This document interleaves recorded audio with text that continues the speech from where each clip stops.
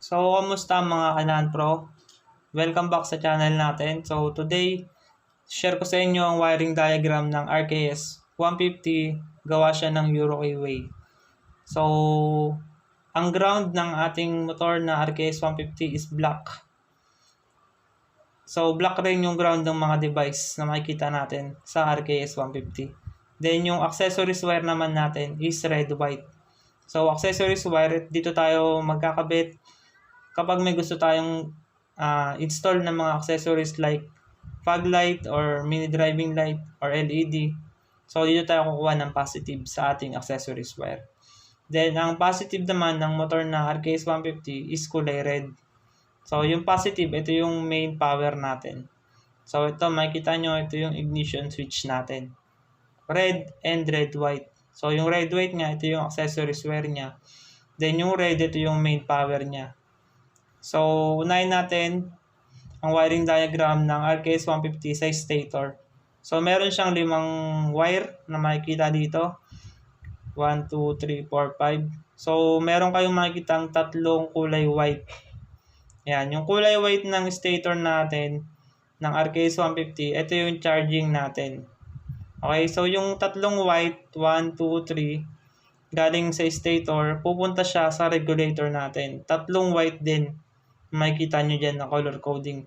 So, ito yung position nito. Ganito rin yung makikita nyo sa regulator ng RKS 150. Meron kayong tatlong wire dito. Ito yung tatlong white galing sa stator. Then, meron ditong red. Yan, red wire at black wire. So, black wire, ito yung ground ng regulator natin. So, yung device natin sa RKS 150, kailangan niya ng ground para mag-process siya or para mag-function siya. So, yung red wire dito, galing regulator, papunta naman siya ng battery natin, positive. Pero, dadaan mo na siya ng fuse. So, yung red wire na yan, ng positive na yan, pumupunta rin yan sa ating ignition switch dito sa main power natin sa red. Kaya mapapansin nyo, kahit walang battery yung motor na battery operated, umaandar pa rin siya sa pamamagitan ng regulator. Kasi meron pa rin tong DC. Okay? So, output niya DC. Kasi nanggagaling sa stator niya, kino-convert niya yung tatlong AC. Okay? So, dito naman, meron naman tayo makikita dito. Kasi 5 nga yung wire ng stator. So, yung tatlong white papunta sa regulator. Then, meron naman tayong blue-white at green-white. So, yung blue-white at green-white, papunta sila parehas sa CDI natin. Yan. So, yung green-white, ground yan ng pulser. Then, yung blue-white, yung pulser natin. So, pulser or trigger ng ating CDI. Siya yung nagbabato dito mga Kanan Pro. So, pag sira yung pulser, possible yun na hindi maglabas ng kuryente yung ating CDI. So, yung CDI naman natin, meron siyang 5 wire. So, yung position na to, ganito rin yung position ng CDI ng RKS 150. Yan. 1, 2, 3, 4, 5, 5 yan. So, yung blue-white nga at yung green-white papunta ng stator. Pulser yon at ground ng pulser. So, meron naman tayo dito makikita black wire dito sa baba. So, yung black wire na to, kung makikita nyo itong sign na to or symbol, ito yung ground natin. Kulay black. Kaya nakalagay dito, yung ground is black. Yan. So, yung CDI, kailangan niya ng ground para gumana siya, para mag-function. So, dito naman, katabi ng black wire natin, may makikita tayong black and white. So, yung black and white, dito sa CDI, ito yung pupunta sa ating ignition coil. Na syempre, pupunta rin sa ating spark plug. Yan. So, black-white, mga Kanan Pro, ito yung output ng CDI natin. So, siya nagbibigay ng kuryente papunta sa ignition coil natin. So, meron naman tayo makikita dito sa CDI ng ating RKS 150, black-violet. Kulay black-violet. Dito sa bandang taas.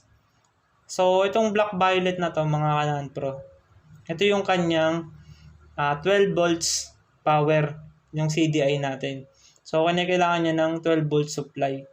Kasi ang CDI ng RKS 150 ay battery operated. So, ito yung kanyang power. Okay? So, papunta yan sa accessories wire natin.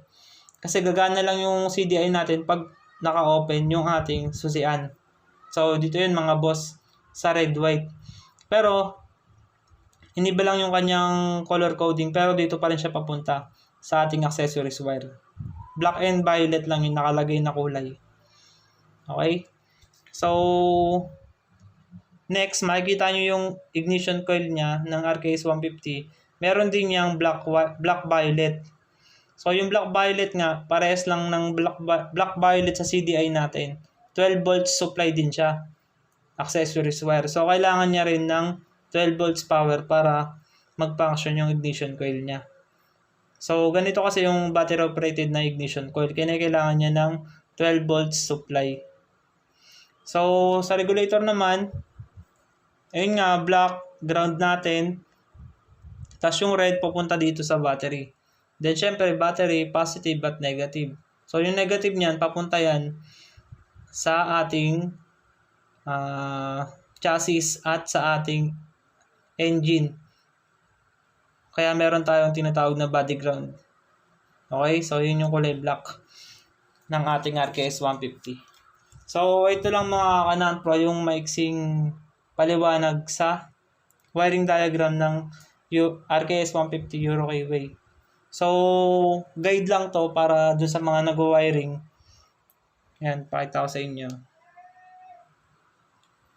Yan, stator, tatlo papunta, regulator yung tatlong white, charging natin. Then yung blue white at green white papunta sa CDI natin. Pulsar yan at ground ng pulsar. Yan yung position niya. Then syempre, kinakailangan ng ground na ating CDI yung kulay black, ground natin. Black white naman, papunta ng ating ignition coil. Then, black violet, yung 12 volt power ng ating CDI dahil battery operated to. Yan. So, regulator, black, ground, kailangan ng ground. Red, papunta ng battery, pero dumaan siya ng fuse. At ito rin yung nagbibigay ng supply dito sa red, sa ignition switch natin. Okay, so yun mga kanan pro. Yan ang basic wiring diagram ng RKS 150 Euro K-Way. So kung may gusto pa kayong ipa-explain na wiring diagram, comment nyo lang dyan sa comment section natin. So, yun mga boss amo. Abangan nyo to, popost ko to sa Facebook natin. Itong wiring diagram na to. Okay? So, yun lang mga kanaan pro. Kung nagustuhan nyo to, please like and share. Then, huwag nyo rin kalimutan mag-subscribe kung bago ka pa lang dito sa akin channel. So, ingat palagi sa pagmumotor.